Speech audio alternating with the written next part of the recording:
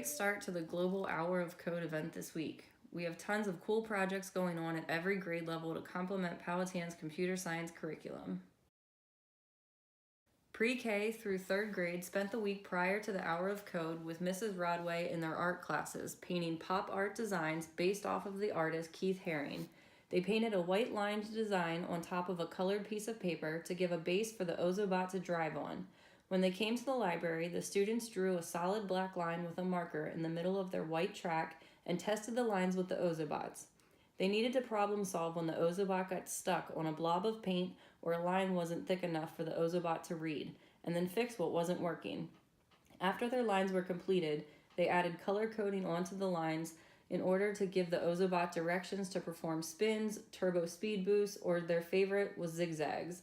The art component of drawing with the Ozobots was an introduction to the thought process of programming and is something the students will continue to build upon.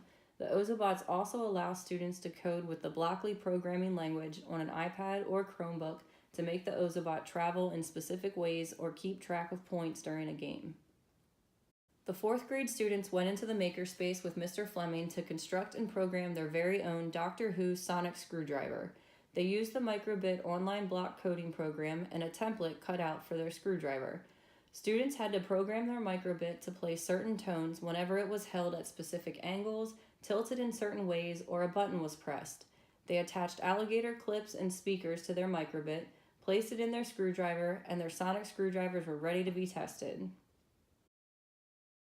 5th through 8th grade also spent the week in the makerspace learning about the microbits and what the programming possibilities are with them. The microbit is a tiny programmable microcomputer that can be used for all sorts of creations, from robots to musical instruments. The possibilities are endless. They can be coded in either the Blocks, JavaScript, or Python programming languages and don't require a software to be downloaded. The upper school students spent time programming their microbits to send messages to one another, hack into headphones with a light-censored beatbox, play games against each other, build a compass or a digital watch, and more.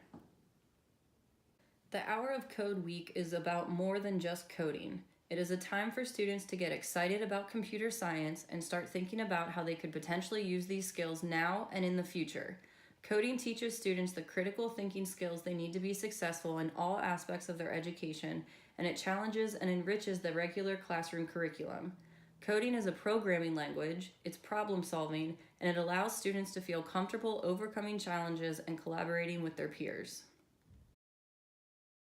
I want to extend a huge thank you to all of our parent volunteers who took time out of their schedules to come into the library or makerspace to help students with their coding projects. The extra sets of hands each day were greatly appreciated and made everything run smoothly.